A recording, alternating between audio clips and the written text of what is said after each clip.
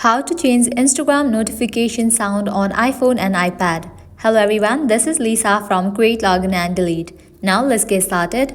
Open your settings app. Here we go. Scroll down. Head towards the option of Instagram. After you find it, open it. Now go to the option notifications. Make sure you have toggle on for this option of allow notifications. Likewise, head towards the option of sounds. Make sure you have toggle on for this option as well. After you enable these, you can head back. Scroll all the way up. Now head towards the option of sound and haptics.